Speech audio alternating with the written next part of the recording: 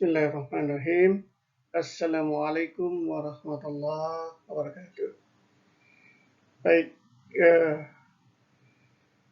sekalian kita akan kuliah pada hari ini dengan mata kuliah yang berhubungan dengan pencemaran tanah, yaitu mata kuliah pencemaran tanah. Kita berada pada perkuliahan yang ke-7 ya.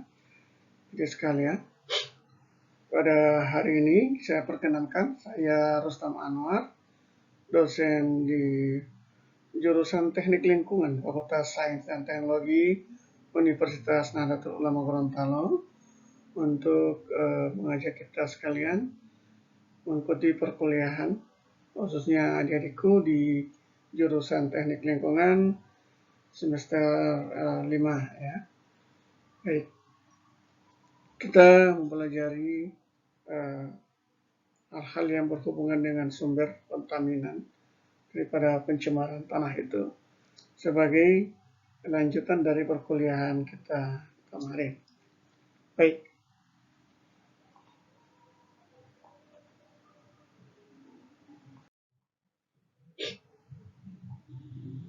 Berdasarkan sumber daripada kontaminan pencemaran tanah itu ya, sekalian ya, kita membedakan atau kita melihat beberapa sumber bahan kontaminan. Kita sebut saja ada 5 kurang lebih bahan atau kontaminan. Nah, pada kali ini kita lihat kontaminan ataupun bahan kontaminan itu sendiri dalam pencemaran tanah.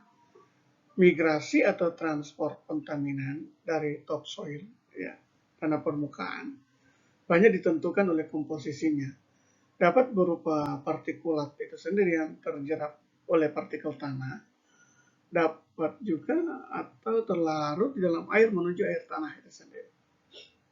Tergantung pada kapasitas sorpsi daripada tanah itu sendiri, akan terjadi keseimbangan sorpsi. Apakah partikulat kontaminan akan tetap terjerap di tanah atau berada pada fase larutan. Banyak zat nutrisi, organik, dan sebagainya akan mengalami proses degradasi, ya, volatilisasi dan penguraian kimiawi. Gitu ya. Zat yang bertahan atau persisten dikenal sebagai zat konservatif. Gitu ya. Dan mereka yang masanya berubah sesuai dengan perjalanan waktu itu disebut dengan non-konservatif. Jadi ada yang disebut dengan konservatif dan ada yang non-konservatif. Baik, transport kontaminan di alam akan berlangsung dengan beragam cara dan mekanismenya sekalian.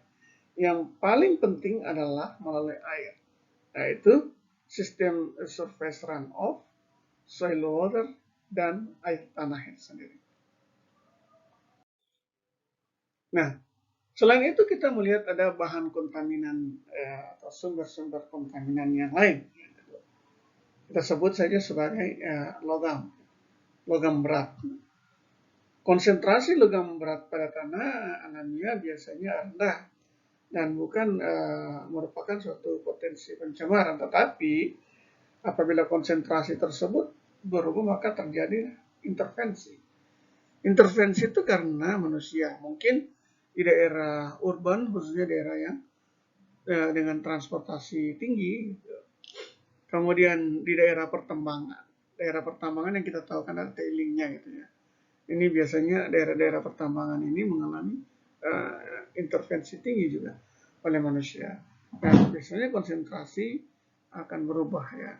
Kemudian daerah industri pemroses logam, kemudian juga di sekitar dumping limbah, misalnya di dumping limbah B3, ya, dumping sampah kota yang tidak dipilah. Gitu. Jadi dia dibiarkan open dumping di sistem persampahannya open dumping.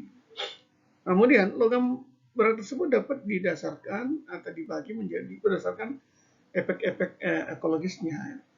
Ada logam biogenik, logam yang dibutuhkan bagi pertumbuhan daripada mikroorganisme, misalnya Fe, ferrum, kurvum, magnesium, dan aluminium. Pada dasarnya alam mampu menangani efek ekologisnya.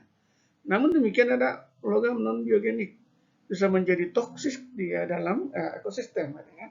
Khususnya bila kemampuan alamiah untuk menetrasinya lebih rendah daripada laju akumulasinya seperti merkuri dan timbal, gitu ya.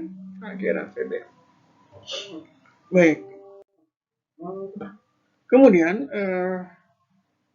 logam lanjutan, logam berat yang lain adalah misalnya pada laju uptake tanaman tergantung pada kelarutan logam tersebut. Di dalam larutan air, bahan yang mudah terimobilisasi biasanya lebih tidak berbahaya seperti Mn, Fe, Al, Korpo, As, Bb, arsen, dan timbal. Bahan yang mudah larut biasanya lebih berbahaya sehingga mudah diserap oleh akar-akar tanaman sendiri, misalnya kadmium, kurfo, MO, Ni, Zn ini ya, cacat. Kemudian kalau kita lihat dari sisi kimia organiknya, penggunaan bahan kimia organik misalnya pestisida bersasaran untuk meningkatkan rendeman atau yield tanaman dan mengontrol hama dan pantangan, termasuk di sini dapat membunuh vektor daripada penyakit seperti nyamuk, gitu ya. Sudah terbukti peningkatan yield tanaman berkorelasi dengan peningkatan penggunaan bahan pestisida. Baik. Kimia organik. Ya. Ada di situ ada pestisida kita kenal insektisida, herbitisida dan pestisida. Dan kemudian untuk pengontrolan terhadap insek termasuk nyamuk misalnya. Misalnya penggunaan jenis-jenis organoklorin, misalnya DDT ya, diklorodifenil trikloroetana, gitu kan, kita kenal DDT. Apa itu DDT? Misalnya pestisida sintetis ya, yang digunakan untuk mengendalikan populasi serangga. DDT itu kan kita tahu adalah senyawa kimia organoklorida yang berbentuk kristalin yang tidak berwarna, ya, tidak berasa, bahkan hampir tidak berbau, gitu ya. Nah, kemudian kita melihat selain DDT juga dilin aktirin, klordan, heptaklor, lindan, organofosfor, karbamat, dan seterusnya. Organofosfor dan karbamat lebih tidak persisten dibanding dengan organoklorin, ya, DDT tadi. Ya. Bahkan lebih dari 40.000 dilaporkan 40.000 jenis pestisida telah diproduksi, diantaranya yang telah dilarang oleh pemerintah ya penggunaannya. Misalnya DDT, walaupun DDT sudah lama dilarang keberadaannya, namun sudah menyebar ke seluruh dunia karena terbawa oleh air dan larutan. Jenis dan sifat residu pestisida apabila dia sudah mencapai badan air banyak tergantung pada dia bisa sampai ke badan air itu tergantung pada jumlah, laju aplikasi, lamanya digunakan, sifat persistensi dan waktu tinggal bahan tersebut dalam badan air, kemudian mobilitas bahan tersebut. Baik, kita percepat ya. Kemudian pabrikasi DDT merupakan titik balik penggunaan bahan kimia besar-besaran dan diikuti dengan bahan kimia lain berbahan petroleum. Lebih dari seperti saya sampaikan di awal, lebih dari 40.000 jenis pestisida telah diproduksi. Di antaranya telah dilarang penggunaannya. Namun demikian tetap saja permeabilitas daripada atau mobilitas daripada DDT ini masih saja terbawa air dan larutan sendiri. Nah, ini saya kira beberapa hal yang perlu kita diskusikan teman-teman sekalian, adik-adik sekalian, saudara sekalian yang ada di ruang online. Sebagai seorang intelektual, kita harus memikirkan hal ini, bahwa sumber-sumber polutan atau sumber-sumber pencemaran tanah itu sendiri telah disebutkan tadi, antara lain yang lebih banyak bersifat kimia yang merusak badan air. Saya kira ini perkuliahan kita hari ini, nanti kita akan kembangkan dalam bentuk diskusi ya. Jadi silakan saudara mencari informasi sebanyak-banyaknya tentang sumber-sumber kontaminan daripada pencemaran tanah air sendiri. Dan kemudian kita diskusikan, silakan Anda bikinkan resumenya dan laporkan dalam bentuk laporan resum dikirimkan ke email saya. Jadi insya Allah pada pertemuan depan, perkuliahan berikutnya, kita akan diskusikan hal ini, dan saya berharap Anda semua sudah memiliki pengetahuan tentang sumber-sumber kontaminan sendiri pada mata kuliah kita pencemaran tanah. Saya kira ini pertemuan kita pada kesempatan kali ini. Mohon maaf, lebih dan kurang saya mohon maaf.